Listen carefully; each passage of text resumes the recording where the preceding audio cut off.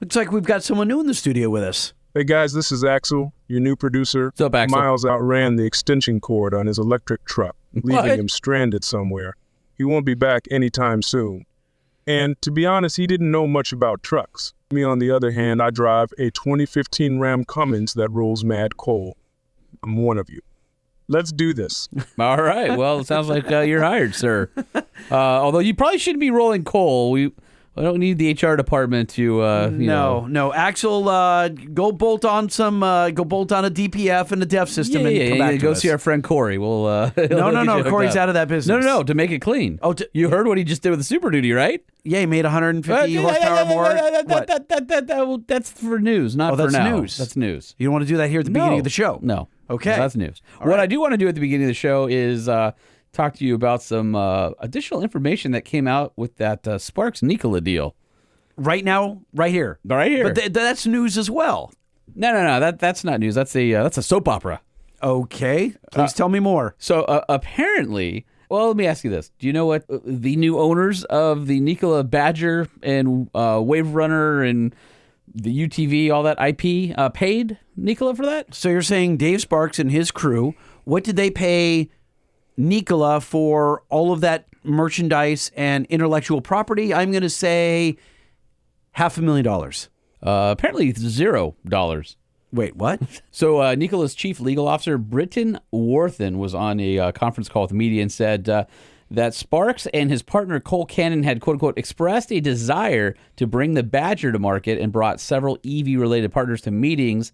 And then they hammered out a deal or were in the works. And so basically what happened was Nikola's loaning the money to his new company, Ember, to purchase the assets, and in exchange, they'll get a 30% stake in the company. So that way it could retain, quote unquote, retain some value for shareholders if anything ever becomes of the Badger or the other vehicles. So this is interesting. Nikola, or at least the people at Nikola who hold the purse strings, think that there is a chance that no, they think they're hedging their bets. Successful. No, they either have paperweights that are never doing anything, or they take a flyer on this deal, and if anything happens, they make money on it. But they're loaning him the money. Because it's the risk for the chance that something could come of it. They're loaning the money against a future multi-$100 million operation versus giving up, what, $20 million in assets or something like that, maybe? Who knows? Very interesting. So Dave did not actually, well, he purchased it technically, but Yeah. for nothing. Well, it doesn't sound like anything out of his pocket, at least according to this. So, anyway. The plot thickens. And as part of that Nikola deal with Milton, right, back in the day. Trevor Milton and Sparks. So, apparently, Dave, at that time, you know what the number of shares he got from Milton for backing Badger and all that? No clue. 500,000 shares. 500,000 shares? Yeah.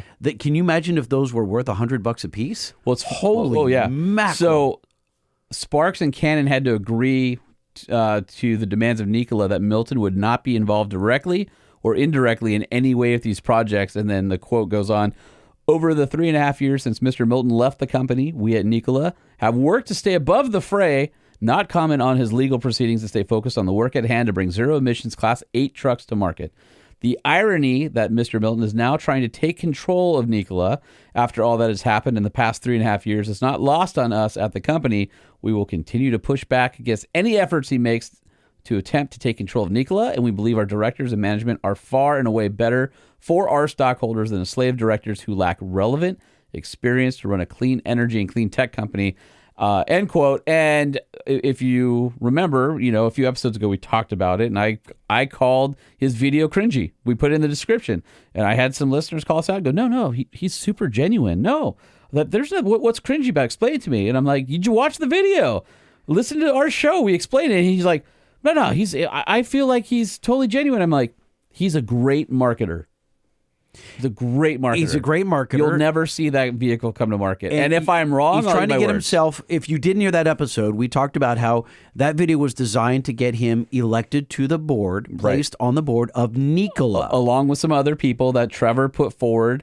And Nikola shot it down and said, "No, these people aren't qualified to be on the board because he's just trying to get his company back. And Nikola is just pushing back and letting everyone know this is not okay. Yeah, we're not going this direction. No bueno. Yep. So anyway, the drama continues at the old Nikola factory, and not necessarily with Nikola, but just seems like they just can't quite cut ties with their old founder and. Well, they're trying. They're trying. They're trying.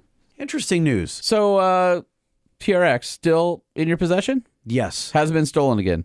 How dare you? But No, you were talking. You're not the only person who's asked that, by the way. Well, it's funny because you keep posting stuff on Facebook and Instagram, and like people just randomly lob in, "Hey, is your truck stolen yet?" Yeah. It's pretty So here's the deal. I brought it over to our friend Jackson Ellis's dealership. Yep. And they did their assessment, and my Progressive Auto Insurance went by and assessed it, and I'm going to pay my $500 deductible. And they said, it's going to be a month before we can get glass. Right. We talked about that. We talked about that. I know. All right. So then I went and picked up the truck, brought it back to Banks. You had somebody come in and do something. I had three somebodies fly down from CompuStar in Seattle. Okay. The home base. Why? To install. No, not why. I understand what their business is. Why you? Why did they fly down for you? That's a great question. I know. That's why I don't. I'm actually a professional interviewer. We have a mutual friend. Okay. Who listens to the show. He called up Jason, who's the managing director at CompuStar. Okay. And said, "This is you need to be on this podcast. You need to help this guy, meaning me, and get the word out that these Mopar vehicles are so easy to steal, along with others like the Camaro and Kias that we're hearing about on the news." And the next thing I know, Jason calls me and we're having a great conversation. He goes, "Yeah, we're going to fly down there and install it for you." And I said, "You're going to fly from Seattle with two of your installers and install it? Like the guys who work at the company designing the product are flying down here." So is it done? Did they do it? Done. Okay, so I'm assuming we'll have more about them in a future episode, but this episode is dedicated to phase one of you keeping your TRX in your hot, grubby, sweaty hands, and that is IGLA, which is the anti-theft device that actually worked and kept it in your driveway. And we have an interview with them on this show where I ask hard-hitting questions such as, at what point did he decide to arrange to have your vehicle broken into in your driveway so that it would elevate his product and you would talk about how it worked? He's not kidding. He actually asked this question. We know this because we taped it in advance. Now, listen, I will say that I've said it before. I think it's like the fifth time I've said it. You're going to hear it again on this interview. Without this device, I believe, without any shadow of a doubt, my TRX would be in Mexico and would be owned by some drug lord. I mean, that's kind of cool. You'd be like, "Oh, dude, El Chapo like my fine TRX. If it were a bone stock TRX that I hadn't put my blood, sweat, and tears into, like I've got a lot of mods. it was a paper cut when you're putting Dynamat foil in the back. That wasn't real blood. So listen, we're going to catch up with John and find out what the hell IGLA is. What does it mean? And how do you get it? How does it work? All that stuff. So stick around if you're interested in anti-theft. I think it's going to... Even if you're not interested in it, I was sort of like on the fence. Like, I'm like, is this snake oil? Is this No, real? it sounds sketchy. And I asked a lot of questions that I think a lot of you would ask, and I was very upfront with it. And we went through that, and I was like, okay, that's interesting. So it's one of those shows that I think that you might off the cuff might be like, but it's worth the listen because the technology behind it and the ground that we cover, I think, is pretty cool. So, but first, we have to thank our presenting sponsor, Nissan. And by the way, Nissan, we got some Nissan news, and then hopefully here in the next week or two, I've got more Nissan news. And so we'll see if that all comes together. But can you tell me, is it about the Frontier? I can't tell you anything. So, listen, if you're in the market for a brand new truck, you owe it to yourself. That was embargoed. To head on over to your local Nissan dealer where you can test drive, touch, feel, take a look at the Nissan Frontier, the Nissan Titan, or the Nissan Titan XD. Great, reliable pickup trucks. You can build and price at nissanusa.com. I've been driving a Frontier for the past 3 months or so, and freaking love it. It's the perfect size, gets great fuel economy, and unlike a lot of other things on the market, there's no hybrid powertrain. There's no turbos. It's not like a bunch. It has everything you need, nothing you don't. It's not overly fancy yet. It has adaptive cruise control. It's got the Fender audio system. It's got great big 9-inch screen. Utilitracks and CarPlay and everything you need. All of it. The heated seats, the whole 9 yards. And I really enjoy driving that truck. And I have to say, for the money, it's really hard to beat the value proposition.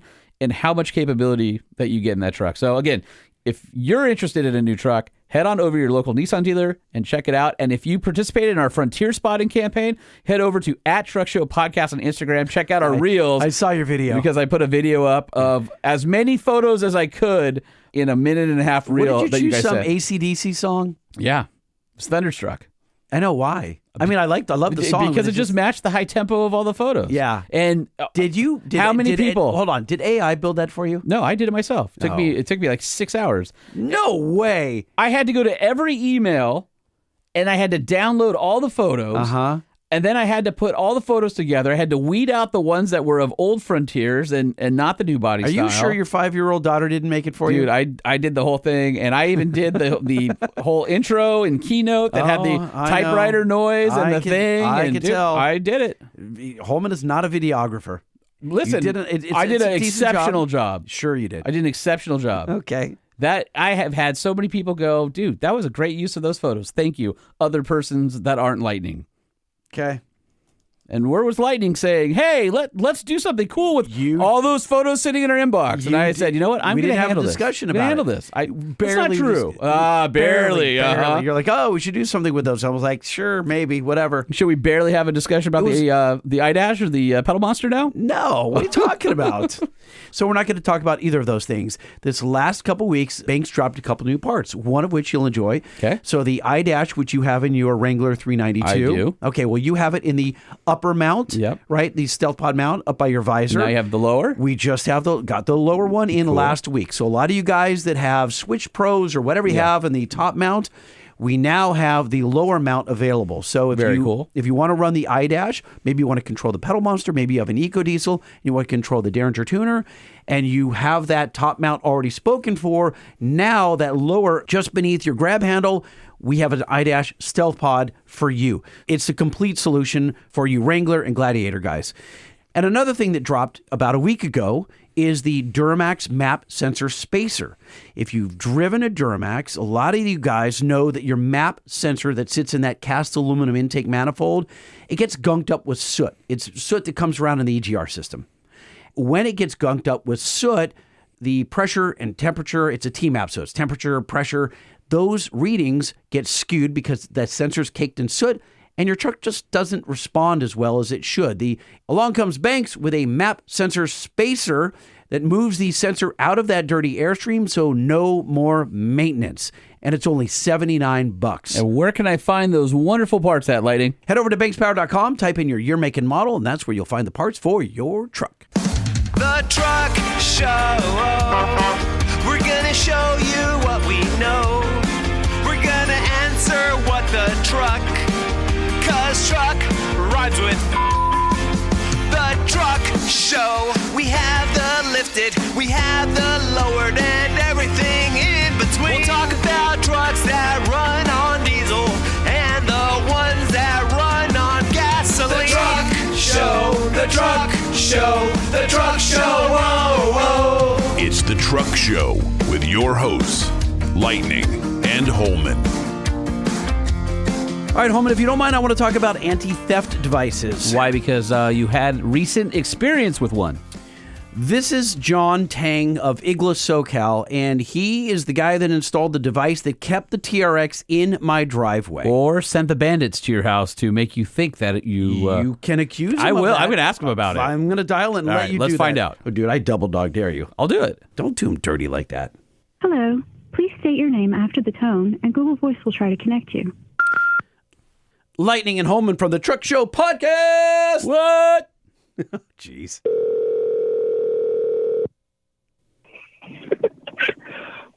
He's laughing. Did you hear that? John, what's happening? I'm laughing because of that intro. Hey, how you doing? We're outstanding. So it's Lightning and Holman. You know me. You don't know Holman over here across from me at the desk. But yeah, I've heard so much about you, John. I want to know are you both the purveyor of Lightning's IGLA system and also the guy that sent dudes to his house 2 weeks later to break his back window and make him feel safe? You're going to come right out with it? Let's just get that out of the way. Man. Well, that's an idea that's not a bad idea, I guess, from a marketing standpoint. See what I'm telling you? Yep. It's full circle for John, right? Hold on. We got a quick intro, John. Don't answer that question. We're coming right back. Pull up a stool and share. Pull up a stool and share a story. Pull up a stool and share. How about you pull up a stool and share with us? So, John, before we jump into it, we want to get your backstory. So we know that you're like one of us, like a truck dude. Or a former car thief that is reformed. No? Well, I don't know that much about John. I mean, come on. It's not like we've been bros for years. I mean, let's find out. Maybe I he feel is. like we are, but I don't know. He saved my truck. I feel like everybody on those home security system commercials on Fox News are former convicts. And they're like, I used to rob houses, and now Sean Hannity says you should have this protection, and it'll defeat me or something. So that could be our man John here. I don't know. Well, let's find out. Definitely not. So just a little bit of background. I mean, I have been doing this for about 20 years. I was one of the lead installers out in Circuit City back in the day. You all might be familiar. It's not quite around anymore, brick and mortar stores. But they had a, installation bay road show, they called it. I was one of the lead mobile security specialists, and it really came from a passion, cars and everything.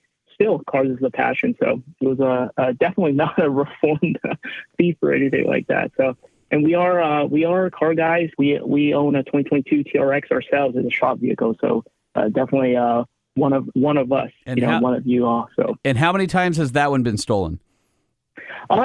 Fortunately, I do have a more secure parking spot. It's outside, so it's not readily seen. And to be frank, we hardly drive it. We actually just drive it to our customers when we do our mobile installations. So it doesn't get much mileage, especially where we live and with the family. It's just a little bit easier to take the family cars as opposed to the TRX. Even though that's one of the reasons we bought it. The miles per gallon don't help. Getting 9 miles per gallon. Well, it's funny because doesn't help. So Lightning and I were talking, and he said that you had your TRX as a insurance policy, and that if his got stolen, you would just give him yours. Exactly. You like that pregnant pause right there? You had to think about it for a second. Like, oh yeah, actually, not a bad idea. How to put that, as a marketing tool, but definitely, I even told the wife I was gonna just get it out of my system, get this truck, have it for 8 months, and I'll get rid of it. But it's one of the best cars we've gone, and I can't seem to let it go. And it's kind of tough to get another one even if you wanted to. The price has gone up quite a bit since we got ours. So I had one for a year, and one of the best trucks I've ever had. Love that thing. So, John, let's go back to your days at Circuit City. Everyone, like every location, Circuit City was nationwide, right? I think almost every major city had a Circuit City. When you were there, were you doing like Viper and Clifford and all the alarms that guys did back in the 90s and 2000s? Is that what your specialty was? Yeah. It was. We actually have 2 different brands. One of them was Python. It was a DI product. Same as the Viper line. So yeah, we were installing them, and like automotive product, it's simple to understand, simple to install, but it really is the passion and dedication of the installer itself, right? How well the install will become. And so yeah, we did do that. We did it often. We did security and audio, but my focus was really on the mobile security side. I remember the old Viper alarms. That would be, stop. You are in the proximity of this car. No, that was Crime Stopper. I remember Crime Stopper too, but there's also a yeah. Viper that had an audible alarm that would yell at you if you got within a certain walking distance. They had that. A Viper, Clifford was a big one right back then, so they all had that speaking the warning siren. Definitely can get annoying. I've installed quite a bit of those, false alerts. Warning, I am a pretentious douchebag's car. Please break into me immediately. So then I want to talk about how you how did you get out of Circuit City and then into IGLA? Was there something in between? Well, I'm guessing there was something in between. Yeah. Well, it's funny because back then I was doing it for several years and kind of got out of it as the car industry advanced. You thought about, they come out with transponders, with encryption on certain things, on modules. So you thought, mobile security is probably going to go down a little bit, and just standard audio security or maybe just alarms on certain cars, remote starters. That was it.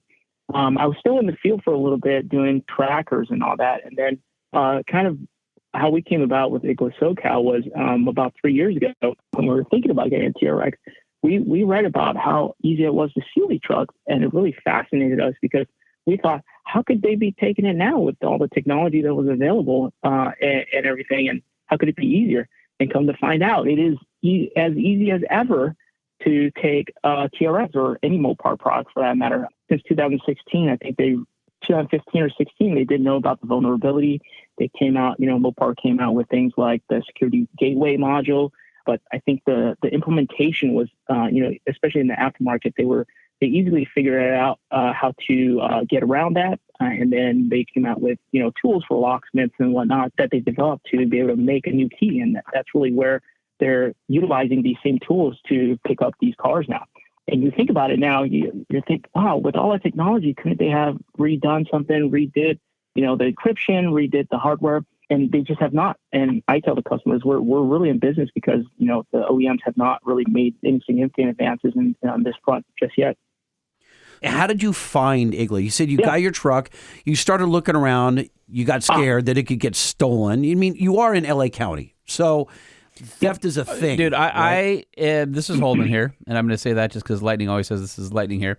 I am on several groups on Facebook and part of a pursuit notification deal because I love police pursuits. And I will literally stop anything I'm doing 3-4 times a day when we have our police pursuits on the news here in LA. I will tell you 60% of the time it is a Mopar product. And normally a Hellcat, Challenger, Charger, something like that that's zipping through the SoCal freeway system. Either that, the other 40% is a Kia, and then it's everything else. Right. Speaking of Kias, wasn't there just like the mayor of Detroit or somewhere? I got to look this up. But one of the mayors, one of the cities in the Midwest, is attempting to sue Kia because there have been so many stolen. They're too easy to steal. Yeah, it's causing them too many man hours for the police and highway patrol, chasing them all the time. I mean, you even hear about stories about the FBI agent or one of the federal agents that got stolen. But, to get back to that question, when we started 3 years ago, we really looked at the landscape and thought, what is the best product? There's got to be something here that can protect it, right? I mean, and there really wasn't except IGLA. And it really wasn't a big known name. I'm going to shout out one of the lead North American installers, that's Steve Labello out in SNA Security out in River Grove, Illinois. I think he really advanced it about 5 years ago. And he was actively installing this on Mopars to protect them. And so I reached out to Author, who is the distributor, who's the main company, and said, hey, it doesn't look like you have any representation on the West Coast. I'm thoroughly familiar with the automotive security industry. Can we become a dealer and all that? They were an international firm, so it was quite hard to communicate with them. Responses were quite tough. So we spent almost 8 months chasing them to say, hey, could we get this to install? Is there an installer here? How do we get this product? And then come to find out, again, there was nobody out here to represent them. So we said, hey, could we do something here? Could we start it? So we really became the first IGLA shop out on the West Coast. There's several more now, and we have it up and down the California coast. We have Ghost Alarm down in Oceanside. We have Full Blown that also represents LA. And we have West Coast Auto Security up in the city in North. So right now we've really advanced it throughout the nation. So most of the states are covered for most parts of the region. I think one of the thoughts you guys had, so I listened to your podcast, I've heard the last one. We have limited installers, and one of the ideas there is we were trying to maintain quality here. This is a premium product, and we wanted to maintain the aspect of the installation quality and the proper training for the customer. So we are very selective with who we do allow to be installers, and most of them are now fully trained on how to actually install it properly, how to install it, and how to train the user on using it properly. So they're not frustrated. So it's an ease of product and all that. You're probably referring to me leveling questions one after the other on Lightning with What happens if you get hit by a bus? Or what happens if I want it removed? Or what happens if the module goes bad and there's a draw? Because clearly the product works. Like we have a real world firsthand case study of it working, which is awesome. I'm always worried about long term. Like, where did the technology come from? Where's the customer service if something happens to you? So look, some of that is shaky. So like he had to track them down. This is a Czech product, correct? From the Czech Republic, is that right? So now it really, most of the distribution comes from Slovenia. Yeah, we have the same concerns, right? What about this product? I mean, a lot of clients, especially when we started, there were Ukraine war started and all that, and it's like, are we supporting an international company and all that? So, as we looked at the field, this was really the best product, and it's not, this can, but it doesn't right now, communicate outside, right? It taps into CAN bus, and it's very much a unique product. If there was an alternative, right, maybe we would explore that, but really it's the only product on the market that does what it can. We can go into a little bit more of the features later too, of all the features actually that it offers, but you touched upon the support side, and like any new business, there are some growing pains, right? So we, most of our dealer network is very solid now, and so we support each other. If you kind of go out of state, if you have any issues, the perfect example is this one. We recently had an issue with a TRX in Texas. I'm not sure if it was the IGLA or not. It was installed at a very experienced installer out in one of the cities in Texas, and he actually lived 2 hours away, and Texas is quite big. So one of our local mobile installers, John Rodriguez out of Circuit Breaker Security and Performance, he's like, hey, I'm 20 minutes from you. Let me take a look. If it's an IGLA, I'll take care of it. Sure enough, there was some issue with the IGLA. Don't know exactly what here, but he offered to take care of them because we are a tight-knit group. We are very solid, so our reputation stands for itself. So you can essentially reach out to all the IGLA installers nationwide, and we'd be able to support you as best as we can. Yeah, I mean, that was the question that Holman had, is that, look, one of our first conversations, you said, I said, hey, I'd love to watch you do it. And you said, no, you can't watch me put it in. I don't want anyone to know where it's installed. We do not want the word getting out. Even though, Jay, it's your truck and you probably won't share it, but if you did, you never know who you're going to tell and who they'll tell. And then once the device can be found, then they could potentially remove it. So I don't even know what the device looks like. I got an empty cardboard box with some instructions in it. And a card. It's not like I buy this at a retail store. So you can't just go into and buy your Well, I mean, honestly, buy if an your alarm truck, and see what the brain looks like. If your truck I don't know. hadn't been attempted to be stolen, you could have just bought a cardboard box. Right? Well, no, that's not true, because I know that my truck won't start when I don't put in the code. Like, literally, it's doing something. Oh, your Nintendo ABBA.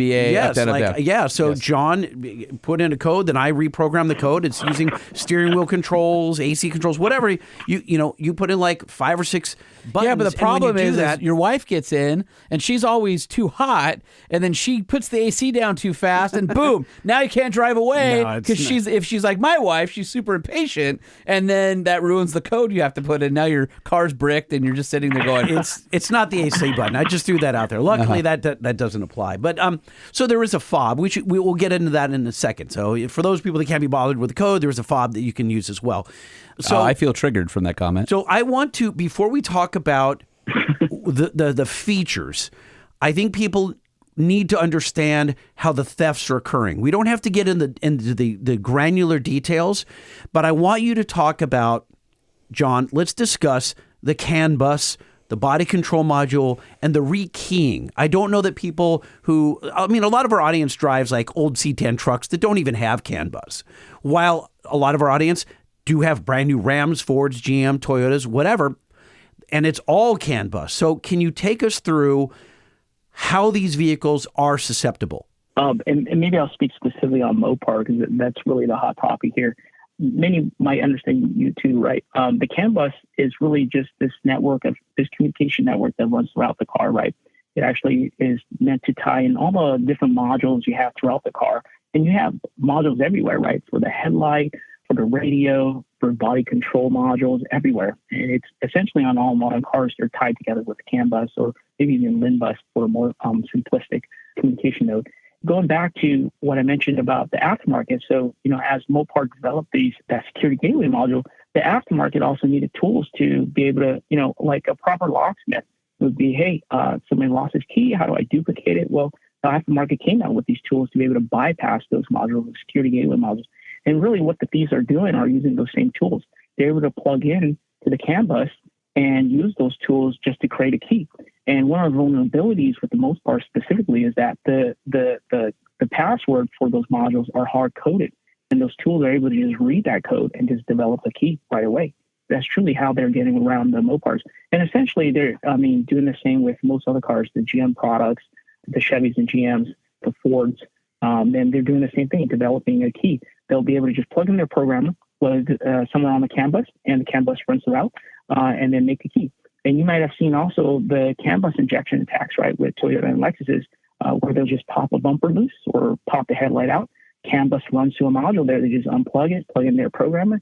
They can unlock the car, start the car up, and drive away. So the same idea. So that's really how they're stealing these. The way the IGLA works is that they intercept some of these messages. So the CAN bus network does run throughout the car. So one of the benefits is that the IGLA device is so small. It's about 1 inch by 2 inches, maybe slightly smaller than that. And we can hide it anywhere within the car. You bring up the concern that you don't know, but that is the beauty of the product, is that you don't know and nobody else knows where it is. Because with any product, if you're able to rip it out, it's gone, right? You have an air tag, you have a normal kill switch, you rip that out and the function is defeated, right? So we can hide that product. It's so small, we can hide it within the factory wiring loom. And, a thief, a dealer would be, none the wiser just looking at the car and won't be able to find the device. It's not just tucked under the dash like a normal alarm is traditionally installed or a normal GPS tracker from a dealer installed product. This is actually, there's a level of installation that we take it to so that it's not easily found. It's not being found. It's intercepting communication. So the guy can't put the vehicle into a rekeying mode. So you got to think of it like a natural gas line going into your house. And so you've got the meter and you've got gas line coming in, and you can take the valve and basically close it so that gas can't get through it. So those messages aren't getting through the IGLA. And then when you do your code, your ABBA, it's like turning that valve and putting it in the open position that allows the communication messages to flow freely. Is that oversimplification? Yeah, essentially. And more on, it's packet filtering too, right? So they're able to read the messages and then be able to just filter out what can go through and what can't go through.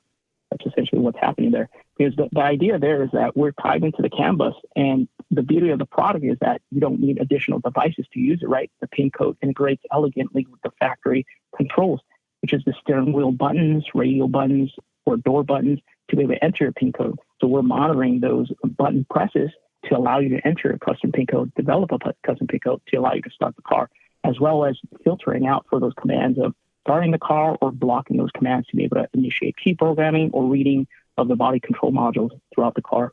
Interesting. So the filtering is what I didn't know. I thought it was like what you just described, where they're just blocking communication. They're not, though. The IGLA device is looking for the rekey commands, or let's put this into rekey mode, and they're filtering those out and not letting them pass through to the appropriate module. So what happens? Are you still using the gateway security module, or are you bypassing that? And then second question is, are you having to splice the harness at all in order to put the IGLA in line with wherever it needs to be?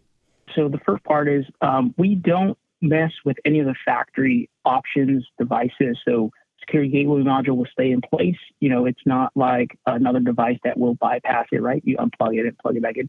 And this taps into your factory CAN bus network. So unlike a traditional kill switch or whatnot, we don't need to cut wires for most cars. We'll merely tap into that network and then be able to hide it within the factory looms. Okay, so we'll assume that it's got some type of connector.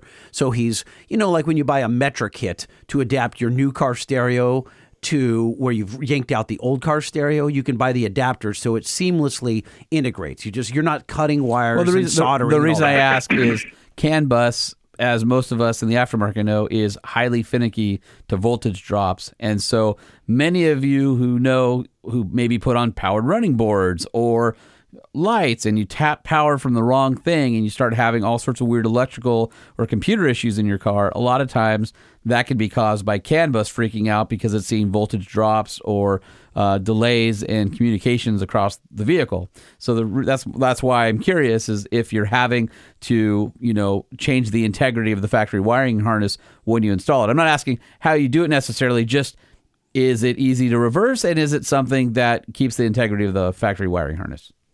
It is easily reversed, right? You can take out the product and reinsulate the wiring. Yeah, we're very much familiar with it, right? With the CAN bus, it's like a 5-volt reference.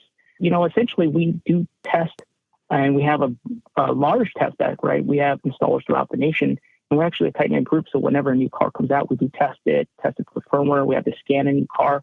So we do ensure that it properly works on the CAN bus and how we intend to install it before we fully issue that firmware out for deployment. Okay, so let's talk about some of the functionality. As we've already explained, for example, I get into my vehicle and there's a sequence of events. You turn on the ignition, you put in your code, then you start the vehicle, whatever. But you have to do it in the right order because this device is listening for those commands. Your CAN bus is always on, and when you do the commands, it hears that code that you just put in, and then it allows those devices to boot up and run, and you can start your vehicle and drive away.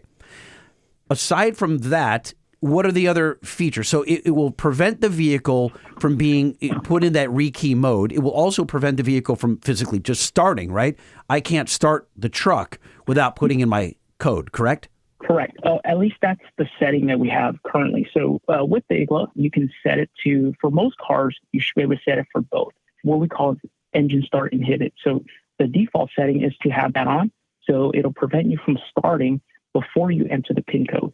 We can also set it on certain cars, like the TRX, to allow you to start the car before you enter the PIN code. But with the TRX, we do have an additional lockout, and you will see that in remote start, right? Is that if you start the car, you won't be able to shift into gear. You physically, on the TRX, you can move it since it's not a mechanical linkage. You'll move it, but it actually locks out the transition from being able to shift, so that lights will be flashing, you'll still be stuck in park.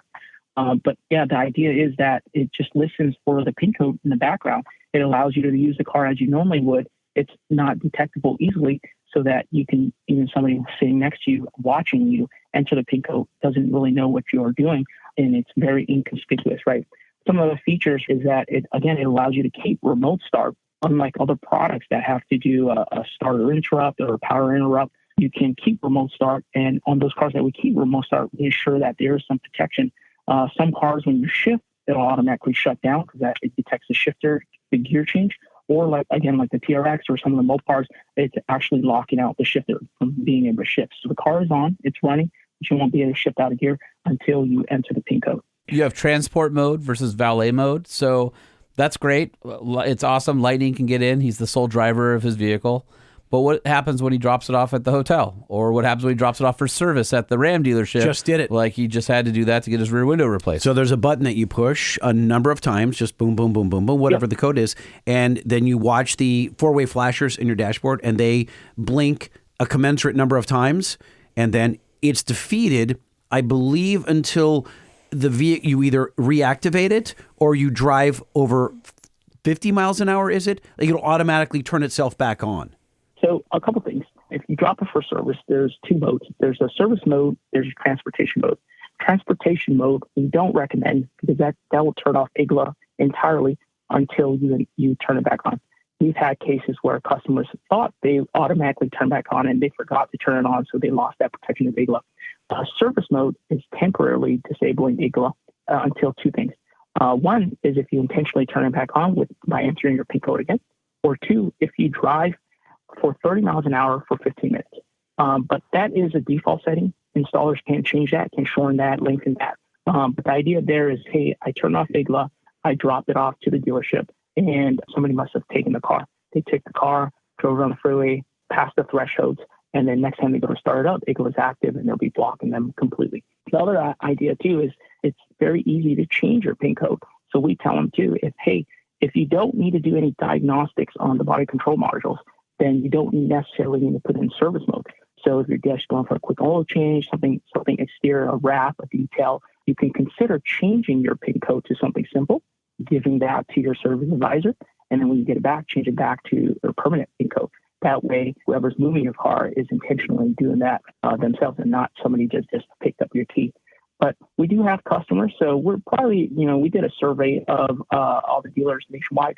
We do have some customers like you were talking, your spouse, the spouses can't be troubled by entering a PIN code. Well, you can't carry the fob, and the fob is an encrypted Bluetooth signal. It's proximity based, so if the battery's in there and you're within the cabinet of the car, it'll automatically disarm IGLA. You could just start it up and you just drive away. You just have to understand the risk there. If you lose the key, somebody swipes the key, the fob is in there. Well, if they're jumping in, they're going to take off with the car. That's the only downside with it. Or if you leave the key with the fob at the service advisor and they take the key, IGLA will be off as so long as that proximity-based key fob is on the keychain. Yeah, and that key fob, Holman, is about the size of a guitar pick and almost as thin. Like, it's really small. It's not like you're carrying another key around. So yeah, but I would give that to the wife. How do you know if that battery goes bad? How do you know if it goes bad? Is it an NFC non-powered chip, or if it's Bluetooth? Is there a battery? Oh no, in it's the a physical. key fob? It's like a watch battery.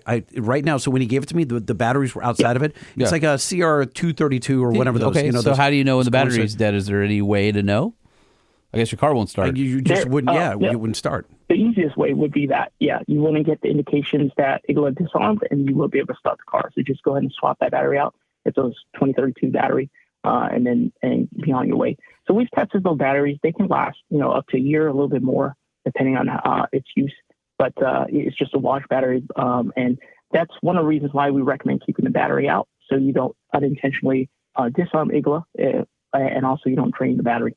There's also settings that we do to minimize the range on the IGLA to ensure that, it's not continuously looking for that key fob too far beyond the vehicle. So we try to keep it within 2 to 5 feet of the cabin. Okay, 2 questions. The first one's for Lightning. How was the dealership experience? What did you have to tell Eder over at Glendale Ram when you dropped it off? So I told him nothing. I didn't have to. Because I literally rolled up, you're like 4 cars deep waiting to get into the service. I'm in the service lane. And as I'm waiting, and the truck was still running, I was able to put it into the service mode. It gave me my confirmation. I thought for sure I was going to be calling John. I'm not joking. Like, I had my little, because it comes with a little credit card with instructions we've talked about, and I photographed it and put it on my phone. I was super prepared. So by the way, just so you know, John, Lightning was rolling around with that card, the physical card, in his backpack in a box. Oh, look at this. And I'm like, what are you doing? I go, take a picture of that on your phone and go put that in your safe. I'm like, it has numbers and stuff. He's like, oh, that's a good idea. So I did. So I did. Anyway, I rolled up. I put in the service mode. It gave me my confirmation flashes, and I go, all right. He said it would work, and it did. I hand Eder at the keys. He said, don't go over 50. And I didn't say that, but I didn't expect him to. They were just going to change the glass. He better not be on the road, I talked to Eder today, and it was fine. So I haven't heard anything about it. Okay, so then my next question is, what kind of draw does the IGLA have? Because the other side of it is, we all know, doing car stereo and alarms and things like that. And with all the electronics, especially on Mopar vehicles these days, sometimes a factory one won't sit a month without being started because of all of the electronics and computers on it. And many, many people, you can read on the forums, on the Wrangler forums, on the Ram forums, hey, I went out of town, or I had my truck parked for a month. I went out and it was dead as a doornail. I think the threshold for most car batteries is like a 25 milliamp, 35 milliamp draw. It's going to kill your battery in 2 weeks. It doesn't sound like a lot. Once you cross 50 milliamps, it's killing. It's like, yeah, it's definitely a major concern. We answer this all the time. So it's actually quite small, right? So the electronics are minimal, but it will pull no more than 10 milliamps when the car is off. Okay. So it's very slight draw on the device. That's very little. And I just want to circle back to something you said earlier. With this system, unlike other systems that are on the market, your remote start will still work. And that's a consideration for people, especially in colder or even hot parts of the country where they like to remote start it to have the climate control. I know my wife likes to have her car ready in the morning when the girls go to school or whatever. I'm the same way. But with this system, you still retain that functionality from your key fob. That's right. So when we take a new car, they actually need to be scanned, what we call sniffing. And it basically is to run through all the functions on the car to make sure that we're capturing all those commands that we want to filter out and allow to pass. And so that's one of the main features that we want to keep. And one of the selling points is remote start. Because like you said, everybody if you have it, they love to have the feature. And so we try to ensure that there is some form of protection while you're in remote start. So whether you have a transmission lockout, or whether it's once the car started, you jump in, try to shift, it'll shut the car down itself. Or if you open the door, we'll trigger something to shut down the car so nobody can get in. So that's the idea, is that one of the benefits is that we maintain remote start, unlike traditional kill switches, unlike other products that have to interrupt a physical circuit. We've got what appears to be a fairly bulletproof device that will prevent the thief. It won't prevent the thief from breaking in. That's a job for like a traditional alarm with glass breakage and siren and all that stuff. IGLA doesn't do that. What IGLA does is it prevents the guy from actually driving it away or pairing a key so he can get down the street and put it on a flatbed. All that stuff is thwarted. That's right. John, you also install alarms. We don't have to discuss that here, but for the person who wants an additional layer, the glass breakage, the siren, and all that stuff, you still are doing that today, right? Right. And just to be clear, the key programming, the blocking of that ability isn't rolled out to every make just yet. We have that for Mopars, and we have that for Toyota Lexuses and most Mazdas. We also have it for Chevys and some of the makes, but we do need to refine that. So not every single make is fully blocked yet, but we're actively working to ensure that we're doing that, and then we're rolling out the firmware updates to be able to do that. IGLA in this current state, it really is just an anti-theft device to prevent their ability to drive away. So we still recommend additional layers of defense. A lot of the Chargers, Challengers, TRXs, they have the neutral pull switch. So we recommend doing something to disable that, block that with a plate, disconnect the linkage to prevent the ability to just push that car down the road. But then an additional layer is to add those traditional alarm systems like Viper and CompuStar, and we readily do those, and add some telematics like Drone Mobile, so that you have those sensors to be able to scare off the thieves, right? You'll have the alarm, you have the alarming of the siren, the horns, the lights, and then you'll get sensors like glass, shock, tilt, and tow, motion, and some of them, so that, and with telematics, not just scaring them with flashing lights and sirens, you have the telematics to notify your phone of, hey, something happened with my car, I should go check it out. Whether you get a phone notification on your app or a notification on your, two-way LED remote, so you get notification of that. Granted, I would say that we have seen some videos. Thieves are pretty courageous nowadays. They've been flicking off cameras. Sirens are going. They'll still attempt it. So it doesn't always scare them off, but it actually adds a layer of defense. And most of the people will run and head to an easier target. There's a lot of stories of people maybe targeting you, Jay, right? But we have stories of one drag truck. They moved his wife's 392 out the way, cut his roller gate, and they really wanted that truck. How dare they? Wait a minute. Yes! You're telling me they rolled the 392? They didn't even want it? These people have no taste. They moved the 392 over to get to the TRX. Clearly, these people aren't refined. Can't speak for them. I'm just relaying these stories. For the most part, what we're seeing is, the easy targets, right? You're at a shopping mall or something, or late at night, they see something and they attempt to do it. And for the most part, actually, we're talking about here, and maybe you have quite a large audience, but the most of the customers that we get are victims of theft or second victims of theft, right? They're coming to us with their second or third Mopar or Chevy product, GM product, and they're like, hey, I didn't know about this. I didn't know how easy it was until I got stolen. And so we are still trying to get the word out there, because we essentially are LAPD, Border Patrol. We've been doing a couple of members of MCHP, and they tell us the reason for this, right? You see the value in the drivetrain. Years back or a couple of years ago during COVID, it was, the Hellcat motors were selling for $10,000, $50,000 on eBay. And now there's bounties on the TRXs for $25,000, $30,000 to drive to Mexico. So, and we're hearing that directly from the LAPD task force. And now they're even coming around and recommending IGLA to products. Here's another story too. We just got a customer to one of our, we have an IGLA man, and you might hear about him on the TRX. He's a very big advocate for the IGLA product out in Kentucky. One of his customers said, hey, my insurance company said, we're only going to insure this truck for 20 days. You need to get IGLA or we will not insure it. And we thought, wow, that's great. So the word is getting out, but that's what his customer told him. He's like, I got to get IGLA before 20 days is up, or I'm not going to be able to get insured. So it's a system that no other product can compete with. All right, so let's talk about what really matters here. What's it cost? And the system itself, there's a standard minimum pricing of $1,200 plus tax. So most dealers are, for most models, it's around that $1,200 plus tax minimum standard pricing. Some models require additional hardware, so they're a little bit higher, and some dealers do charge a little bit more than that. So that's what you can expect to pay for an IGLA system. Is that installed? Yes, that's installed. That's product and labor. And what are some of the other? There's several vehicles out there that are also hot commodities at the moment from other brands. I know we talked a lot about Mopar because of Lightning's TRX experience. What are some of the other brands or vehicles that are a high take rate, other manufacturers that IGLA covers?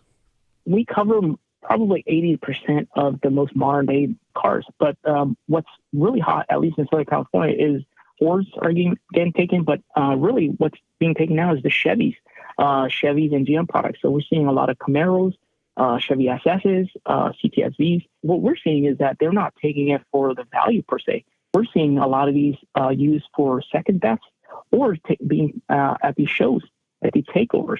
And they're really just using the car like they use with the Kias, right? Joyriding them. They're easy targets, and they're just taking it as a vehicle so they can get around. And so what you're saying, John, is the world is full of there's just a bunch of dicks out there who want to on other people's hard work, steal their stuff, and then just go out and wreak havoc and mayhem. That's right. And just want to be violated as car owners, right? We're TRX owners. I mean, we ordered our trucks. Our window stickers have our name on it. And it's like, I would hate to have this truck stolen. This is our baby, right? And you can, you may have talked about it, but, insurance will pay you out. You with the car values now, you likely will be made whole. But if you look for a replacement of the same vehicle, they're going for $40,000 more than what the car went for 2 years ago. So are you going to be able to find the car of your dream again with the options, the colors? So that's really the challenge that a lot of our client base is facing here. But we do cover those major most makes. But we see a lot of thefts, especially in Europe and Canada with the Toyotas, Lexuses. We protected a bunch of Honda CRVs. Apparently, they're targeting Toyota Lexus with the CAN bus injections, and we're even putting this product on VWs, Audis. We cover all those makes, Porsches, Lambos, right? VW Group family. So, and actually, in Canada and Europe, some of the bigger names are the Range Rovers and the Bentleys. They're just as prone to some of these attacks. They're readily putting these products, the IGLA product, on these cars to protect them, especially in Canada. So. Most cars with CAN bus systems, we already have a firmware developed to protect it. But if not, just inquire. We'll take a look at the product. We'll take a look at the car. If we can get a client in, we can be able to scan the car and probably develop a firmware within a couple of weeks. So we'll be able to scan the car, read all the functions, all the button presses, be able to read all the commands, take it back to our programmers to develop a firmware, and then re-implement it and test it out, and then roll it out to a couple cars to make sure that there's no hiccups, no issues, especially with software. Hey, John, what the hell does IGLA stand for? Yeah. I'm not sure I can answer that, actually. Jay's like, they're IGLA. I'm like, what are you saying to me? Well, I already make no sense. He knew the answer. I told him that I didn't know, and I told him that you didn't know, but he had to ask anyway. Isn't it weird that no one knows what it stands for? I think the idea was, if I'm not mistaken, I think IGLA might be Russian for needle or something. They have like IGLA for missiles. I think they named one of the missiles, and it's supposed to be a needle in a haystack idea. I think that's where it came from, but don't quote me on that. I've got what it stands for. It's an acronym, isn't it? It's an acronym. Yeah, it's the International Guardian of Losing Automobiles. IGLA. That hits all the buttons right there. Listen, 2 weeks before my attempted theft, the one that John set up. Okay, I don't think he did it. I feel like John's a good guy. Dude, you got to put in a lot of blood, sweat, and tears to work at Circuit City for a long time. 20 years. Right? I think he's a good dude. Okay. Still, I can't get over the fact that had I not put it in just 2 weeks prior, my truck would be gone. And this device single-handedly would be truckless stopped it. Again. It would suck. It would absolutely suck. So listen, John, I'm hoping that some of our listeners reach out to you or your counterparts in other states. We know that Texas is crazy right now with all the Hellcat thefts, cars and trucks.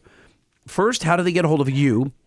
And then if they're in a different state, where do they go? Where do they start? Because not everybody's on Instagram, John. Oh, no, that's that Instagram or TikTok, I think social media. So we're IGLA SoCal. You can find us on Yelp. Best way is Instagram. We try to post up as much as we can on the projects we do. That or our main website we just developed, it's iglausa.com. So that is a website that our USA network has developed, and that will list all the North American dealers throughout. So you should be able to look it up by state and then find your associate dealer or the nearest dealer to you. All right, John. Well, thank you very much. I've wanted to have you on since the moment, since that fateful Sunday when I saw my window in my That's neighbor's actually not yard. true. You wanted to have him on before then. Oh, that actually is true.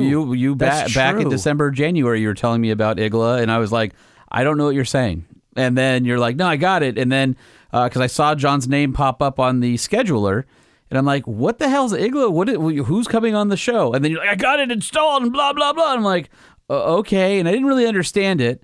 And then Lightning's like, dude, my look at my driveway. And it was his rear glass shattered on the thing. And he goes, they tried to take it in the morning. And I'm like, well, now we got to have that guy from IGLA on. Like, what are you waiting for? So, yeah. We couldn't have timed it perfectly. I mean, the stars just really aligned here. Yeah. Fortunately or unfortunately, right? Fortunately. Well, Yeah. no, you're right. I mean, you're still out a back window. You're right. Yeah. Yeah. It's not even coming. Like, by the time you're hearing this, I still have to wait a few weeks before they get the window. Yeah. They're so back ordered. How many windows are being smashed? All of them. John, in all seriousness, before we let you go, what can I put on the back window that would alert somebody, just like, don't bother? Like, you're not going to take this thing. Just make a sticker. I know. IGLA, MFer. No, I'm saying they don't know what IGLA is, right? Do they? Do you think they know? I don't know. I think they're getting to know pretty quick. Yeah, we got some stickers. The IGLA man has some stickers. We're going to be making some as well. So it's really if they even read the sticker, right? They're coming in at night. Will they see it? That's the hard part. How do we protect that window? I don't think we've really found a solution for that quite yet. But, it is whether you want to put the sticker or not, right? Does it help? Does it hurt? Do you want to surprise them or do you want to tell them you have it? Yeah, I'd like to surprise them with a Remington 870 No, I know filled that, with but slugs. That's the whole thing is they're not going to get the car, but they're going to keep breaking it. Like I talked to a dude 2 days ago that said they've broken my back window of my TRX 3 times. And then I found another guy on YouTube. He said it's been broken. He had a sand-colored one. It's been broken. No, orange. His window's been broken twice. And he's like, I'm on the verge of selling it. It's such a pain in the ass to change this window. And I go, oh, my God. They have to drop the headliner, pull the back seat out, all this crap. And yes, you still have the truck, but I don't know, by you feeling violated and having to replace your glass, pain in the ass. I want something on that freaking back window. I'm going to put in every language, protected by IGLA. Hey, that's a thought. Put it in every language. You're right. All right, John, thank you very much. You're doing great work, and we will try to spread the word We for you. Definitely appreciate your time, and sorry for busting your balls there, but I thought it was funny. I had a pleasure. Thanks, Jay. Thanks, Sean. It was a great time. All right, man. Thank you. We John. really appreciate you. All right, keep up the good work.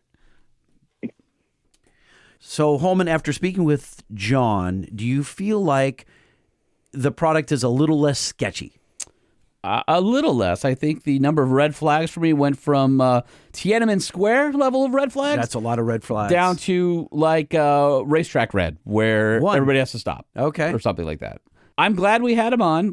You were all excited about it, and then you forged ahead. I'm going to install it on my vehicle, and you did all this stuff, and kind of took me along for the ride on that. And I'm kind of glad you did now, because I feel like I know a lot more about it, and hopefully our listeners do too. As if that wasn't news, we got some more for you. What's new in trucks? We need to know. What's new in trucks? We need to know. What's new in trucks? We need to know. Lifted, lowered, and everything in between. What's happening in the world of trucks? That was good. That was a great. good Yeah, it was linger on really that good. one. Yeah. It's great. Hey, Lighting, have you heard? What are you, deaf and stupid? I said no. No. You didn't say anything, but so today was the day that Rivian launched the R2, which is their smaller. Oh, I actually did hear something about this. Yeah, so- they're the one that's going to be out in 2026. Right? Yeah, I think that's when it goes on sale. It's smaller than the R1S, but I have to tell you, it looks exactly like the R1S, although it does have a couple cool things to it, like There's a photo up on the podcast studio screen. Aw, it looks so cute. It's cute, right? Yeah, it's cute. Okay, so it looks just like a Rivian R1S. I'm just stunned smaller. that I'm saying that out loud, but it does look cute. So $45,000. It'll be available with either a 1, 2, or 3 electric motors. The single motor setup will be obviously rear-wheel drive, and then the other two will add all-wheel drive. All 3 models are expected to have a 300-mile range on a single charge, and the most impressive version will hit 60 miles an hour in less than 3 seconds. Every housewife is going to want this. That's going to be the new Range Rover for housewives. Nope, I got something better for you. Hold on. Do you really? So this is going to have a 115.6-inch wheelbase. So it's a lot smaller than the R1S. It's only 185.5 inches long, 84.4 inches wide, and 66.9 inches tall. So it's 15 inches shorter than an R1S, and looks to be a little bit less capable off-road. So what does this compete with? This will compete with a Ford Mustang Mach-E, a Hyundai Ioniq 5, a Tesla Model Y, a Kia EV6, and all of those have a range in the low 300s. So it'll be competitive with that. And they're talking about it being able to have a $45,000 price tag, which will be interesting if they actually do get that. And when you compare it to the R1S, the R2 gets it's 9.8 inches of ground clearance, 25-degree approach, and 27-degree departure, whereas the R1S is 14.9 inches of ground clearance and is around 35 degrees on the angles. So definitely not as mountain goaty. But the interior looks nice, unlike the stupid Tesla that doesn't have a driver screen in front of the driver. Which I mean, it looks better. It's still stark. I hate it. The Rivian interiors are just so much better, and Rivian has carried this on. The main screen in the middle doesn't stick up above the dash. It looks a lot nicer. So I've been really impressed with the Rivian so far. But that's not even the best news. Now, the rear window rolls down into the tailgate, which is super cool. And just like your mom's old minivan, the rear windows over the cargo area, the side ones, they pop out like an old 80s minivan, which I think is pretty rad. I don't know why those ever went away. But check this out. That's not the coolest news from today, because Rivian said, hold my beer, and they came out with this. The R3. That is a Clubman, a Mini Cooper Clubman mixed with a... No, it's a Lada, or I mean, it's a Lada Niva or a Lancia or a Golf. Imagine a 5-door hatchback, a nice hatchy, but with the Rivian nose on it. So this is the R3. They teased it right after the RS. It's rad looking, but they also came out with an R3X that they announced, which basically is a tri-motor, higher horsepower, rad little rally car. Totally. Check it out. Oh my gosh. How rad is that? Look at the wing on the back. That's so rally car. That is a vehicle, and that's supposed to probably be, around 50, 60,000. Okay. But look at it. It's rad looking. Rivian is gonna crush if they can stay alive long enough and build these. But are they running out of runway, as they say in the digital age? Remember how much they were losing per vehicle and what their cash burn was. Are they still losing that kind of money? I don't know, but it's not something that will change overnight. So anyway, the R3X looks like it's a lot more ruggedized, wider wheels, fender flares, bigger wheels and tires, a slight ride height increase, some extra cladding. And then the interior and exterior have a bunch of accents, but check out how rad this interior looks. That is so old school. That looks very Volkswagen-y, Audi. It's got the rivets in the seat like an old European sports car. Very German. It's got orange mirror caps. It's got a Raptor orange style little indicator on the steering wheel for up. I'm looking at that going, you know what? That's rad. Are you seeing what's in the monitor in Yes. the center stack? Yes. Dude, it's the little car with a tent on top. It's a picture of itself with a tent, a cartoon drawing, like a cartoon drawing, but with at a campfire. The moon is setting over some mountains, and it's got a tent on the roof. So I wonder if that roof is actually strong enough to hold a tent, because that's like the foreshadowing. Check out these photos. Look at those rivets, anodized orange on the top ones, the orange and silver piping over tan interior. Look at this little blanket straps on the back. Is this real or is this animated? No, this is real. These are real photos? Yeah, they drove it out on stage. That's what I'm saying. This thing is freaking cool. I don't even care about the R2. I'm all about the R3X. Wow. This might be... I'm more excited about this than any other electric car that I've seen, including the Cybertruck. How cool would this be if it were a two-door? No, I want it just like this. Just like this? Dude, look Really? how awesome the side profile is. That is very... It's like a jacked up That's a Golf. Renault. I feel like it's a It could be- Renault. It could be a Renault. It could be a jacked up Volkswagen Golf. It could be a Lancia. To me, it looks like a Lancia Delta rally car. Just jacked up. Like, it's just cool. It sure does. 5-door hatchback. It looks like it just wants to, like, I don't know, rock down some 2-track dirt roads at speed. You guys know where I stand on the electric stuff. I'm open-minded to it. It's not a great primary car, but this thing could be fun. It just looks like it's fun, doesn't it? It looks like the high kind quality. of... It looks like I could have the fun in it that I did in the Mini Cooper. Yeah. Interesting. So I don't hate it. Okay. So, anyway, I thought that was cool because That's a good story. I appreciate you bringing that to my attention because that is a fun little looking car. That's something that you'd want as a toy, or maybe it's your kid's car. It's the same reason my wife wants to find a Honda Hatchie and put it in the driveway to go put her in, right? What else you got? Hey, lighting, did you hear? No, and I don't care. No. So going from electric, let's go to some diesel news. So our buddy Corey Willis has been busy on the socials, but also busy in the dyno cell. Mm-hmm. He got his hands on a 21 Super Duty, so a 6.7 Power Stroke. And that truck is rated from the factory 475 horsepower, 1,058 pound-feet of torque. So Corey said, I want to go do a California compliant tune. I want to see what this truck is capable of. So all he did was swap out for a 64 millimeter turbo from Ryan's Diesel Service and a PPEI tune. He kept the EGR, he kept the DPF, kept everything else on his stock. Just swapped out the turbo, did a tune. Mm-hmm. 632 horsepower and 1,230 pound-feet of torque. And then he went emissions tested and said it will pass. And he's going to, I think his intention is to pass it through CARB as a EO kit. Yes. And that's freaking amazing. And you're staring at me because there's something else involved. You know more about it. Nope. So Can't say anything. what did Banks have to do with it? Nothing. Emissions testing. Nope. I don't know what you're talking about. So interesting. Banks had a piece in making this. No. I'm not saying that Banks had anything to do with this other than me introducing Caleb Jacobs to Corey. But I don't know anything about this tune at all. I don't believe you. And 632 horse, 1,230 torque. I mean, dude. It's awesome. He was doing Bernie's. Like there was just... Oh, yeah, dude. Go to at Corey_PPEI on the Instagram and then just watch all the diesel and burnout porn that you can possibly handle. And it's tire smoke. No actual black smoke. No, it's all tire smoke. There's totally clean. I'd be curious to see what happens to fuel economy. I'd be curious to see what happens to DEF cycles. This is phase one. The phase one was like prove out the concept. Yeah, so listen, you're producing more soot. It's getting caught. There's no black smoke because it's getting caught in the DPF. Yeah. So is the regen cycle going to and he's not carb decrease? He's not carb ready yet. Like this is just his intention. He's marching on that path because he wanted to prove it could be done.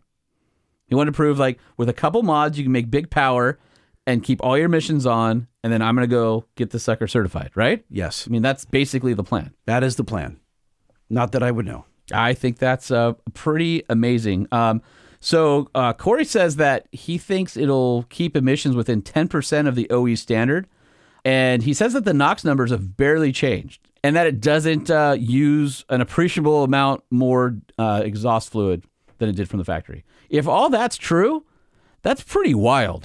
It means that Ford left a lot on the table. Which we know that's how Ford always does that, right? Because, listen, the HO is the same basic engine with a better cooling stack. Sure.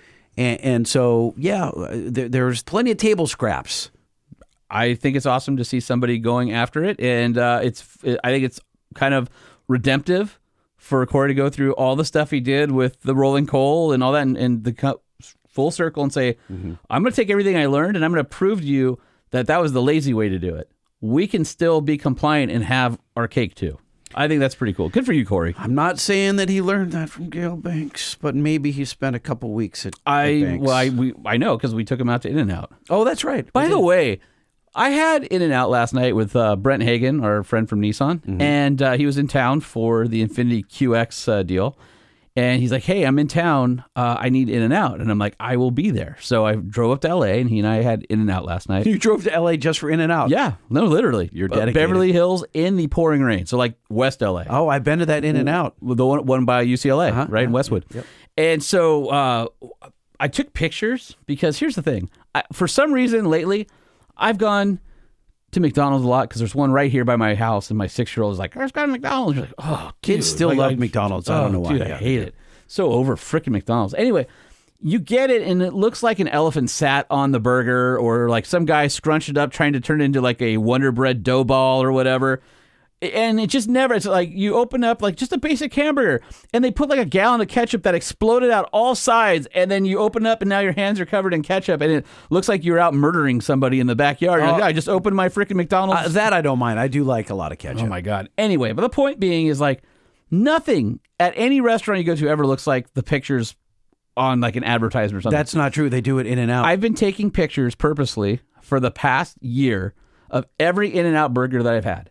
From various restaurants. Well, that's just a freaky thing to do. Hold on. From various restaurants, from various cities, from various places, and from several In-N-Out trucks. And they all look amazing. The presentation at In-N-Out is always top one. The quality and care that they put into constructing those hamburgers cannot be understated. Anyway, I just wanted to congratulate Brett Hagen because he's back on trucks at Nissan, which we love.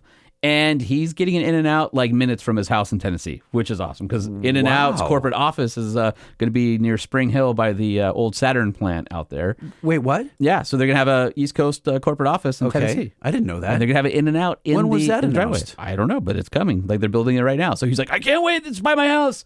Which means in the future he won't call me for late night In-N-Out runs because, well, because they'll have one they'll next have door. one and the magic won't be there apparently. All right, hey Lightning, have you heard?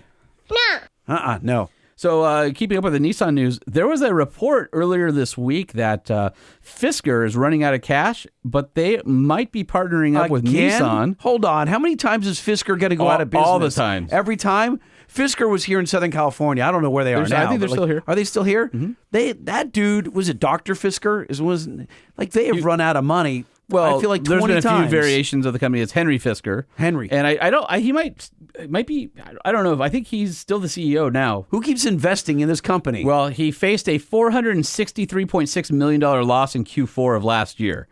So that's a lot of money. Yeah. And they came out, they've got the new Ocean, they've got the Pear little guy, but they showed the Alaska pickup truck, if you remember that.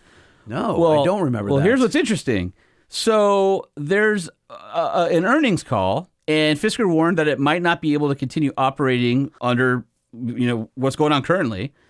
But there's developing talks with an automaker, and neither automaker has confirmed, but they said that they could lay off up to 50% of their workforce.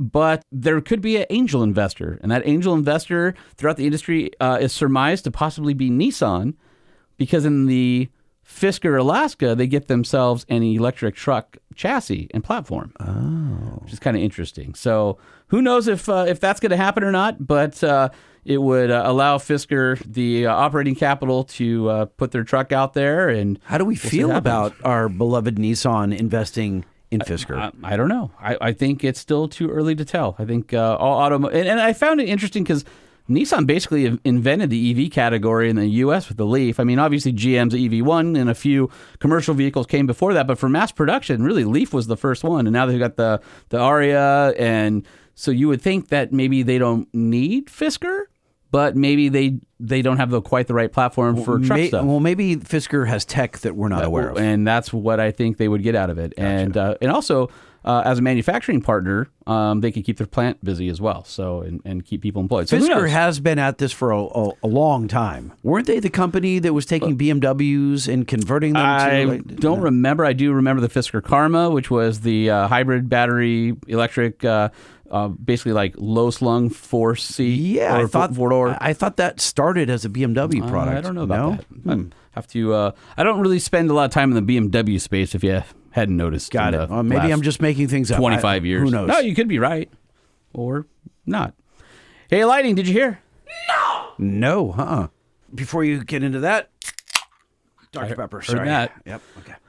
Apparently, Ford is bringing the F-150 Lightning to Pikes Peak this year. We just talked about the super van setting a record last episode, and now the heavily modified Lightning is going to be running at the 102nd edition of the Pikes Peak International Hill Climb in 2024.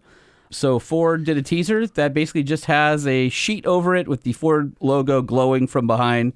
So we can tell it's lowered, we can tell it's wide, and it's got a big old wing on the back. And they call it a demonstrator. Of course. So I think that means that they may or may not be going for the record. They just want to show off, is what that says to me. Or they're hedging their bets a little bit. Maybe. Now, you know who can't wait for this to hit the hill?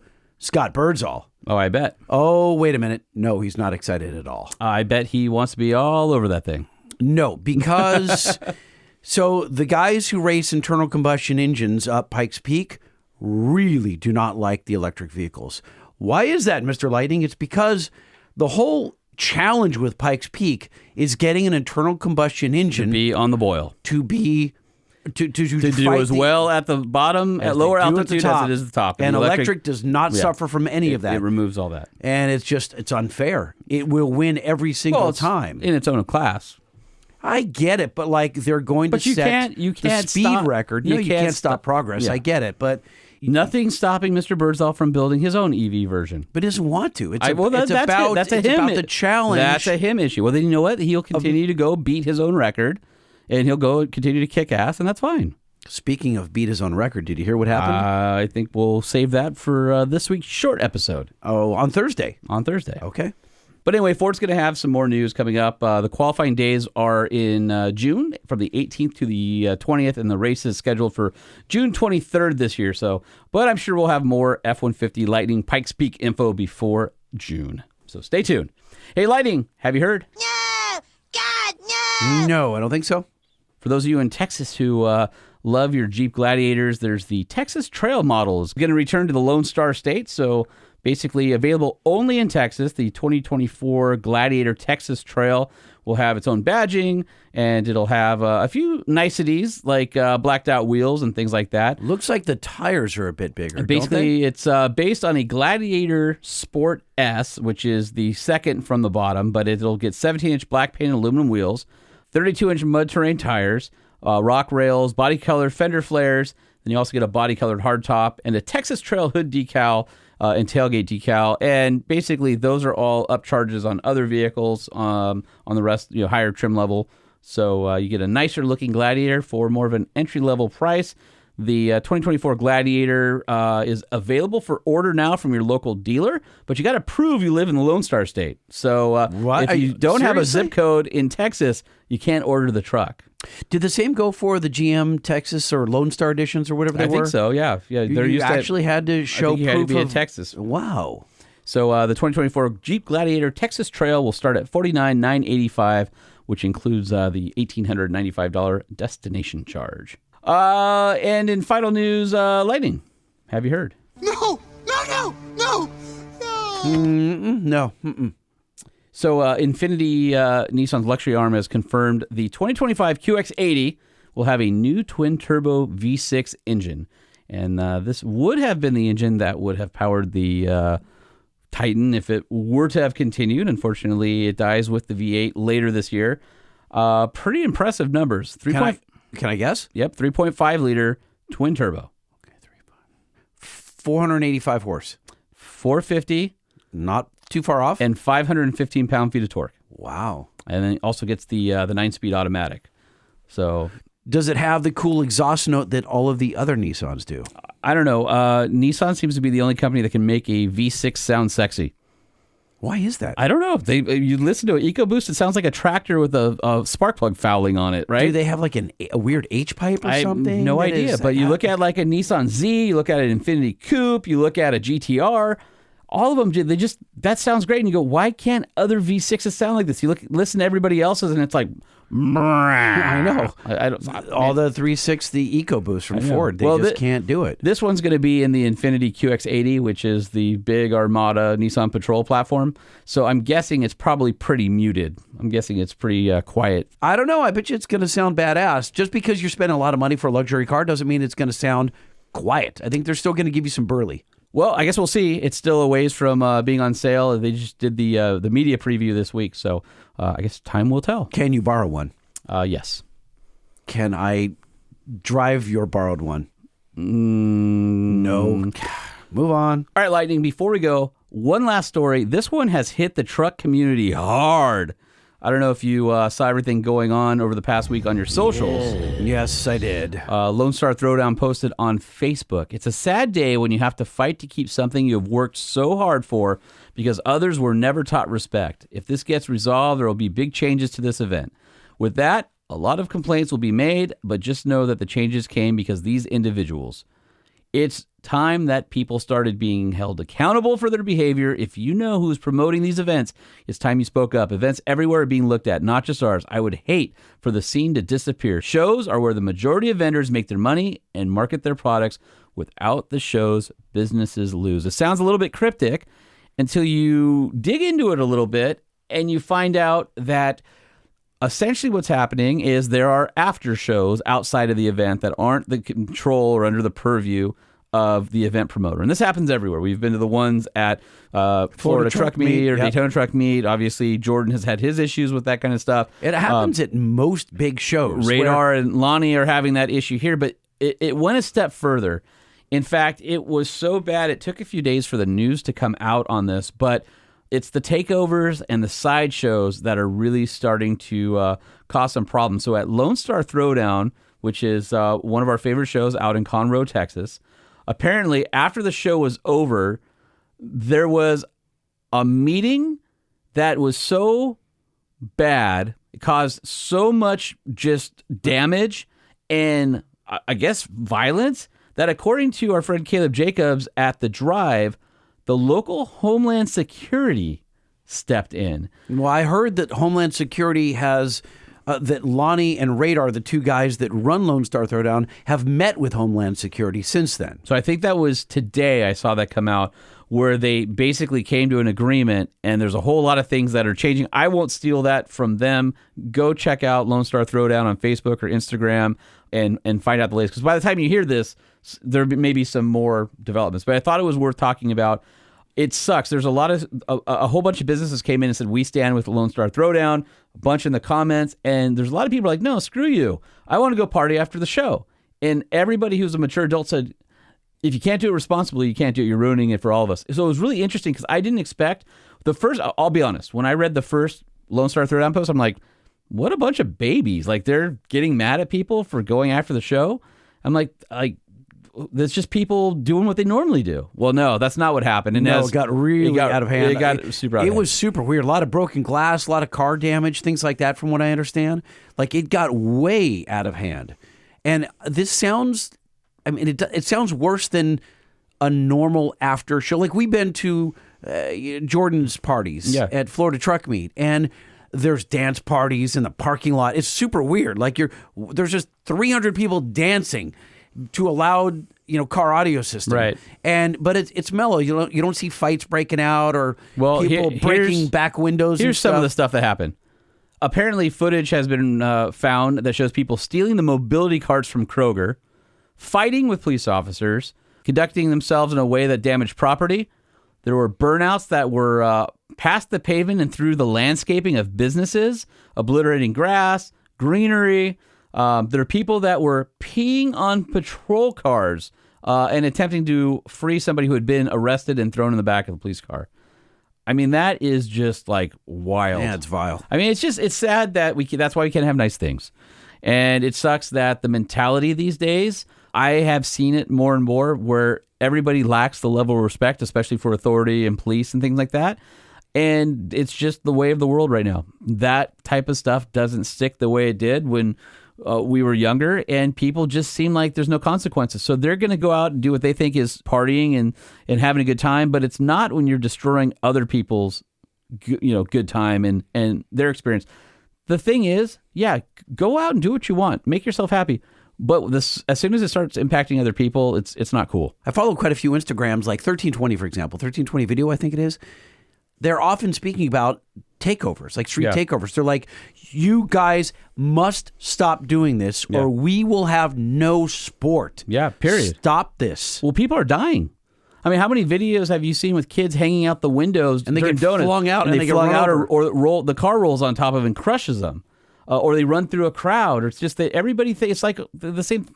I don't want to be like old man with a cane, but like you just see like the packs of like kids on e-bikes. There's just no respect for anybody, and I hate shaking my stick at the world, but it's sad to see that. It's sad to see something that So the e-bike thing is a little different for me. I think that's hooliganism, but for kids. And what's the worst that's going to happen? it's not here. I'm not saying it's No. I'm not saying it's cool. The kids here are literally going and playing chicken with cars. I know that. I've seen it. That's not hooliganism. My neighbor's kid did that with me. Then you know what the problem's with you if you think like that's, they're just being kids. No. The kids I'm talking about actively post, and they're trying to run through traffic to get the police helicopter to chase them so that they can get away on their e-bikes. They all meet at their buddy's house and high-five themselves, leaving cars that have run into each other or nearly missed these kids. Somebody's going to die.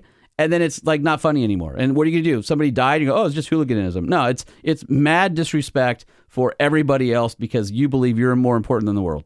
And there's a difference between popping wheelies and having a good time and destroying property or affecting other people's lives.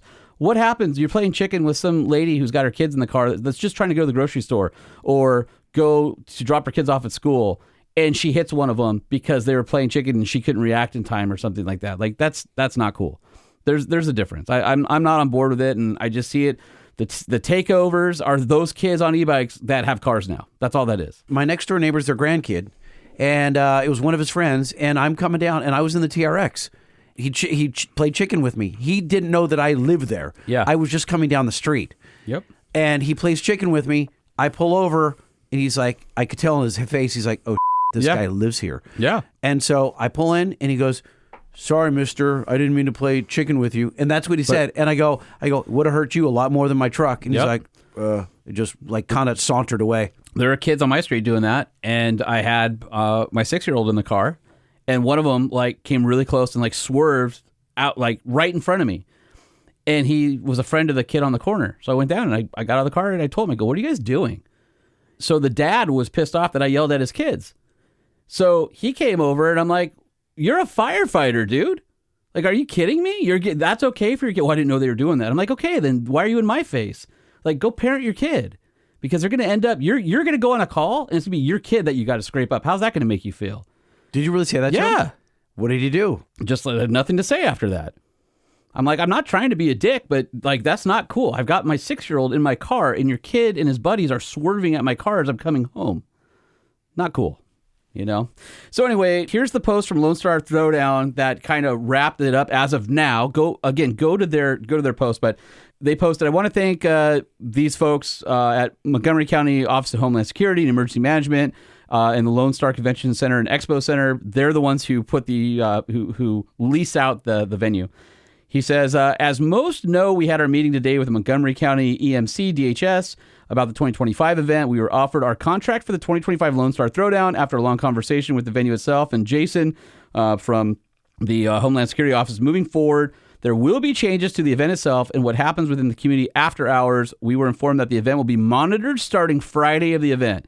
If any major incidents occur on Friday, they can and will shut our event down Saturday. With that being said, people need to start policing themselves and others they choose to hang out with that weekend. The issue isn't the group of guys that hang out at the hotel, etc. after the event. The issue is the destruction of businesses and the lack of respect for authority.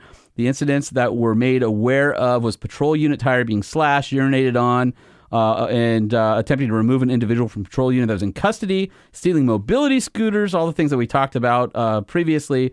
Anyway, he goes on to say, not just us as promoters, but also the vendors, participants, spectators. The amount of support we've received has shown that we all have a stake in it. It also showed how much we are supported, and there are no words to express our gratitude for that. So your support didn't go unnoticed. Again, thank you, Lonnie. So go visit their page, support those guys. They're really trying to do the best thing and keep you guys having a great time. I got to say, after reading that, it actually sounds kind of like a fun after party. Well, you would think that, wouldn't you? This is why we can't have nice things, Lightning. No, all right, let's get into some emails. You email, yeah. I email, do it. We email, that's right. Everybody email, type it up. You email, proofread. I email, send it. We email, click it. Everybody email. Holman, I will have you know, I sent out another batch of Frontier Spotting Truck Show Podcast stickers. Like legit. I sent some to Australia. I sent some to Canada, Quite a few to Canada, If there's actually. people that are in here who say they didn't get it, they maybe have it. I'll tell you, I'll recognize the names. Okay. So we'll go through here. And again, if I've slacked and haven't sent you stickers, there is 2 or 3 people in my email that I have flagged. Oh, that's funny. Here's Dan Church. I owe Dan Church a sticker. All right, well, you should read his email. So, Dan, if you're listening to this now, I have either sent you one or I'm in the process of sending you a package with some stickers. So, Dan says, this is probably the first time I have disagreed with something that he has said on the podcast, speaking about Holman. What? But sliding rear glass in a pickup is absolutely essential. I have 2 F-150s and use sliding glass almost daily, from venting with the sunroof to hauling 16-foot lumber. It's something that I need to have on any pickup I buy. So I very humbly disagree with the professor. Whatever. Although I do like that for a nickname. All that said, I'm very glad to hear that the Lightning TRX is still in his driveway. Who was that? Dan Church. Dan, shut the up. No, Dan, I'll tell you why I'll disagree with you. Dan is a good guy. No, he is a good guy. Roll down your rear windows to vent the sunroof, right? Just crack them. You're all good. The better rear window was the Toyota first generation Tundra double cab. That goes all the way down? Or the Nissan Titan that went all the way down, because it was just like your other windows, and it wasn't a small clip that you could put a coat hanger in and pop it to get in. And here's the other thing. Why are you putting 16-foot boards through your rear window? Some e-biker's going to cut you off. You're going to stab the brakes, and you're going to impale them with 16-foot boards that shoot through your windshield, dude. That would be a good news story. That would not be a good news story. E-biker impaled with a giant 2x4. Wow. I got this one from Justin Hellman-Dollar. He says, wait, that's the subject line? Frontier Spotting. Sure is, yeah. It says, listening to the latest episode, I wasn't surprised by multiple people not receiving stickers. It's charming now, like a running joke. It's great. I used to get excited for the email portion to come up for the following exchange, or what I can imagine. Holman. Justin from Texas. Hey, Lightning. He's the one that sent the email making me an honorary Texan. Lightning. Oh, yeah? He said something about trying to get an interview with RST Girl from the Gram. Miles. Let me guess who is responsible for not sending him stickers. You know, he has an actual Truck Show podcast shirt. Lightning. But he doesn't have a sticker. And Emmy's yeah, buddy, end scene. Says, I really do have a Truck Show podcast shirt. It came in with a Roadkill shirt and some other things from an order I'd placed with Schmoder Trend. Anyway, I did try to have some fun with my first Frontier Spotting email, but it got Uno reversed on me because here I am 11 months later begging for a TSP sticker. It would look great on my toolbox next to my Texas Speed and Performance sticker. Seriously, y'all do a good job of the show. I really like the 2 shows a week, and that's Justin. I'm going to hand you this. You will have to go find his address in our past emails. Oh, Justin. It's in the inbox. It'll be fine. Oh, look at it. Okay, here we go. Justin, need address. And this one's from Drew Reed to Holy Man and the other old guy. No, he says the other old guy, so that makes you old too. No, that would be our new producer, Axel. How dare you? I'm younger than I sound.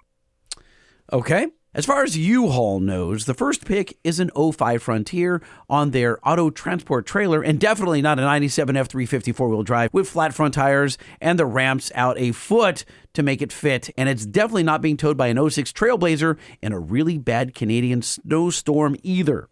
Does this count for me to get a sticker? Yes, No. it does. No, it doesn't. No, why? Where's the Frontier? Because there's a Frontier below it. Oh, it's just P.S. The second photo is of an actual Frontier that I took out of my wife's van that I am very famous for driving without the lights on because of these stupid bright-ass dash lights. At least he admitted it. Drew from Canada. All right, well, here comes another Canadian Package up with some stickers in it, yeah. I got this one. New Pickup Fever from Tommy Harrell says, Dudes of the Shed. I like that. He says, I've been contemplating updating my daily driver. As I type this, I'm mounting my 5th set of tires on a 14 Ram 2500 6.4 Outdoorsman Crew Cab short bed. It's got 113,000 miles and has been treating me well since I picked it up in February of 14. It's had a flatbed since new and has lived as a farm truck. And he includes this photo, which is pretty cool. He says, looking at the new Ram pickups, the only difference between my 14 and the 24 is the transmission and the interior. Android Auto, and a different front clip. The bummer is the packages and basic equipment have changed. Well, there's actually more to it. They look just like the 14s, but the bodies actually have more high-strength steel and things like that. It's quieter. Again, the dash has been updated, more tech, things like that. He says, I need 4x4 rubber floor, power driver seat, extra headroom. No backup sensors or lane assist or 360 camera. Will install flatbed immediately after purchase. Should I just suck it up and drive my current pickup another decade? It has no problems, no payment, and is in great shape. Or should I update it to something newer but not really different? Thanks for your help. Attached is a picture of it crammed into a parking garage in KC. Just because the chains drag on the roof don't mean it won't fit. That's Tommy. That's a hard one. I mean, it's up to you. I think the new trucks are more refined. I think 113,000 miles on a farm truck, you still got life left in that thing. Those 6.4s are pretty robust. As long as you've been doing regular maintenance, it'll easily last to 200. But, of course, you get to the point of diminishing returns on maintenance at some point. You're not there yet. So it really comes down to, I would say this. If you could find the right truck at the right deal, do it. Otherwise, don't be in a hurry. Kind of know what you want. Poke around. See if you see something you like. If you do, great. If you don't, you're on your terms. You're not in any rush to go get a new truck, and there's no reason to do it. So. And the right trucks are out there. So Robert, in our test group, he waited and waited and waited for an LLY, a Duramax LLY, and he found an absolute cherry truck with 55,000 miles. This thing was dude, Holman, you cannot believe how clean this interior is. It's like a time capsule. It's the strangest thing. Anyway, he paid top dollar for it, $29,000 for an 05 Duramax. But man, if you wait, they're out there. They are. Lighting and Holman starts James Sitka. A couple of episodes ago, you were discussing the anti-theft devices for vehicles. Sean seemed to have some negative thoughts on the Ravelco system. I would like to know what y'all's thoughts are on the system and what the possible downsides are. I have one installed on my Ram for about 6 years now with no issues. I can understand the hesitation on wanting to tamper with the vehicle wiring harness for the install, but I'd like to know of any other issues that could be caused that I am not aware of. Like I said before, I've had this system for around 6 years with no issues. I usually pull the plug out every gas station, parking lot, or when I come home and it sits overnight. One huge downside to the system is losing the remote start function when the plug is not installed. I will admit that just south of San Antonio, as everyone knows, having a nice truck here is a definite risk, especially for Super Duties. Thanks in advance for any input. Love the podcast, and I'm proud to say I have listened to every single episode. Keep up the great work, and thank you very much. And that is from James. So, the Ravelco.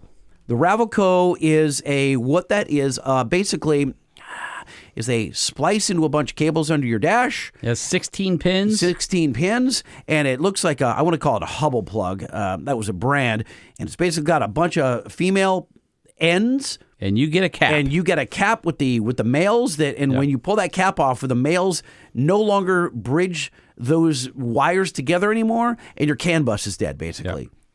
I have seen this defeated in 90 seconds on video. Okay, so you already said some of the things that I don't like.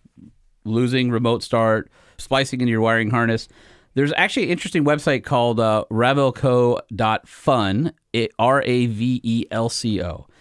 The guy has clearly has an axe to grind, but he goes step by step on all the reasons he doesn't like it. One is in 2010, it was about $470. Nothing's changed. It's now around $650, which is starting to get into IGLA and other more modern technologies. Ravelco basically came out back in 1978, so it's super old technology. Oh, I didn't know that. And he walks through basically how it works. So basically in a box, you get electrical contents, you get 5 black wires that run through armored steel cable to a 16-pin male plug. Each removable plug has 2 pairs of interconnected pins, and that's it. That's the magic. Those 2 interconnected pins have to match up the code to code, right? There's no manual, no warranty card. It's just you're splicing into wires, and when you remove this, those wires are no longer looped. That's it. Well, and there's lots of fakes out there too that aren't the original one, right? Which I think are even more easily affected. But here's the thing: So the device only uses 5 pins out of the 16. So basically, one of them is a ground fault and serves as a trap for the thief, and the other 4 pins are used to interrupt 2 circuits. The interconnectors allow this removable plug that stays on your keychain or whatever to restore those interrupted circuits. Number one, I'm already not a fan of splicing in your wiring and all that kind of stuff. They claim, or it has been claimed on the internet, on their official website, more than 100,000 possible combinations. And they say in 43 years, not one vehicle has ever been stolen. Really? Well, according to the TRX group, there are a couple of them that have been stolen with a Ravelco. That's what I'm saying. So anyway, so he goes through the math, right?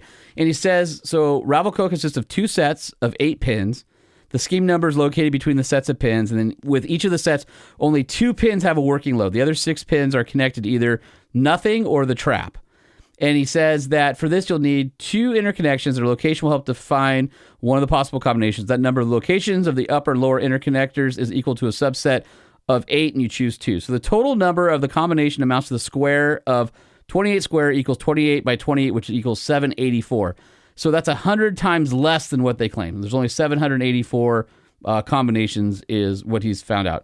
So now he says, I offer the scenario when a thief gets rid of the plug, thus getting access to the wires. In this scenario, the number of combinations will be a lot lower.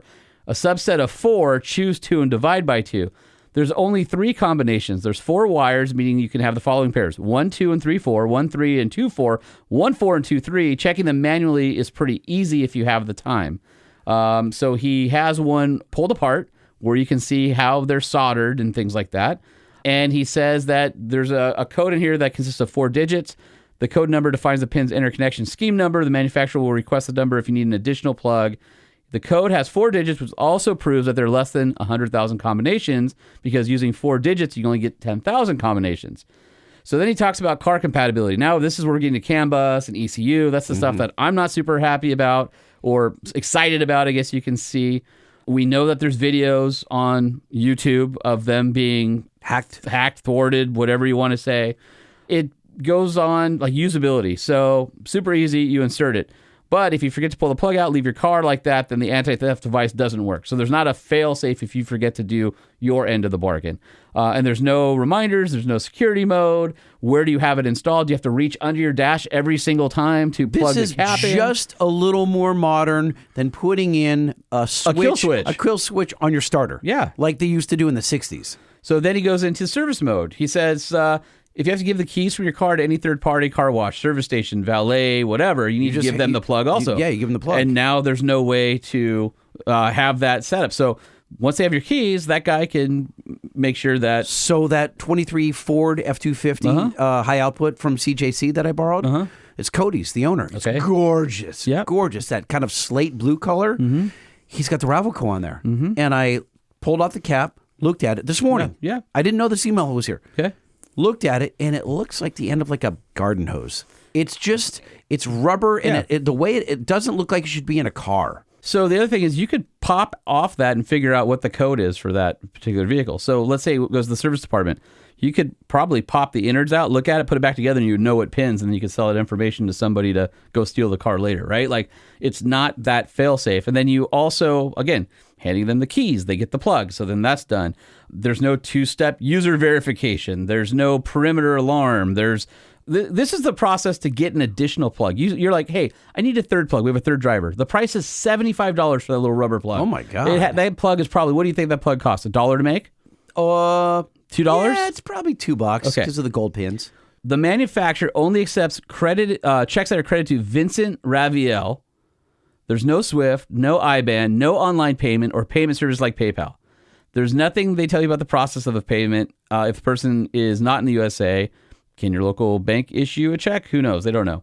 Apart from the check, you have to need to provide the following: first and last name, current address, copy of driver's license, contact number, email address. What? To get a spare plug? To get a spare plug.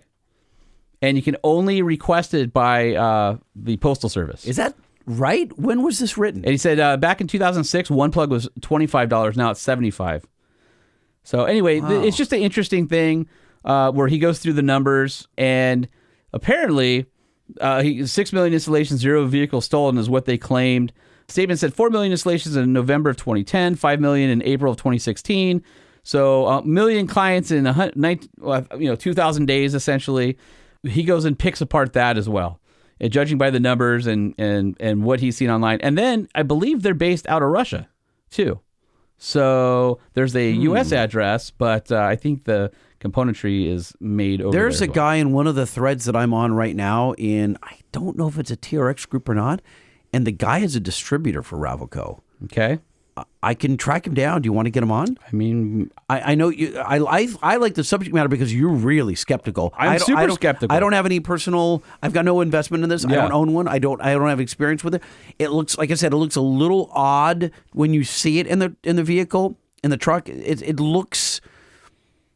I don't know. It doesn't look like an automotive piece of equipment. No, it's something that is pretty low rent looking. It works. But it's very simple, and it's not what they say it is.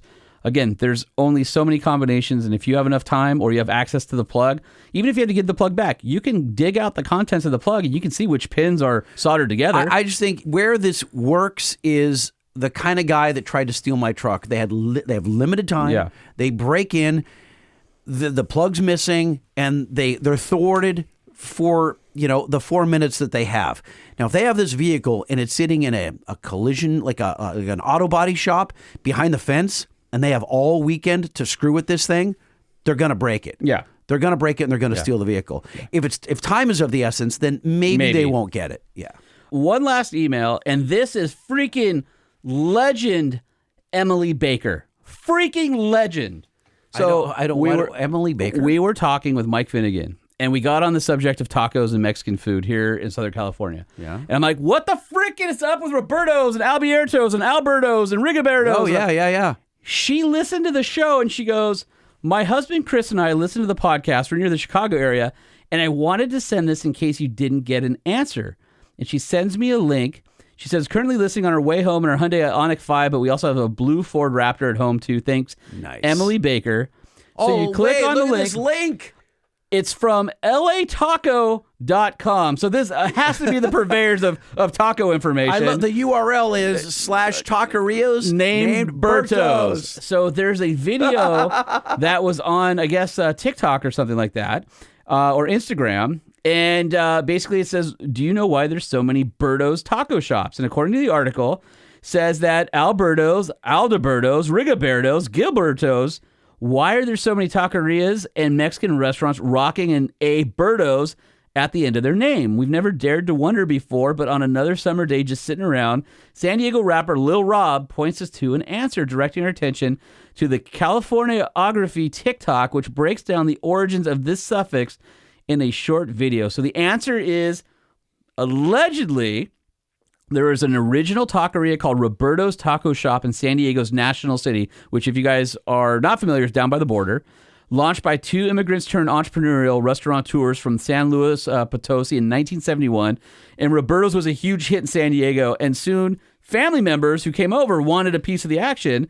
So they were allowed to launch their own Roberto's, but they were kind of half-stepping and were forced to change the name of their taqueria from Roberto's to the somewhat familiar Alberto's, which became an even bigger hit in the process, and on it seems to go, with family and friends coming from Mexico to help out the shop, then attempting to replicate the success for their own restaurants, including a little bit of Berto's in their respective business names. So apparently, as the family expanded, they added a different name so they wouldn't infringe on the original one.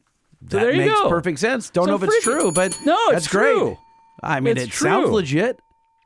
Dude, Emily. Dude, how awesome is that? Thank you, Truck Show Podcast. Thank you I've been very much. wondering this literally for a decade. That's how we take it out. Or more. truckshowpodcast@gmail.com. Please send us an email if you're a fan and you want to share some information that we would deem oh so valuable. The Truck Show, the Truck Show, the Truck Show, oh, oh. Don't forget to hit us up on our socials at LBC Lightning, at Sean P. Holman, or at Truck Show Podcast. You can reach us via email, truckshowpodcast@gmail.com, Holman at truckshowpodcast.com, or lightning at truckshowpodcast.com. And of course, the 5-star hotline, 657-205-6105. We want to hear from you. We got a few in the answering machine right now that we'll play on the next long form episode. So next Monday after this one. And I'm not going to say that I've hooked up quite a few people in the last 2 weeks with some discount action for some TSP discounted parts From the old from Banks factory? Yep. I'm not going to say that Gail doesn't know about it, but he doesn't know about it. All right. So hit LBC Lightning on the gram. It's harder for him to track. Speaking of, is that why you do it on the slide in the DM? Yeah, don't send it to the email.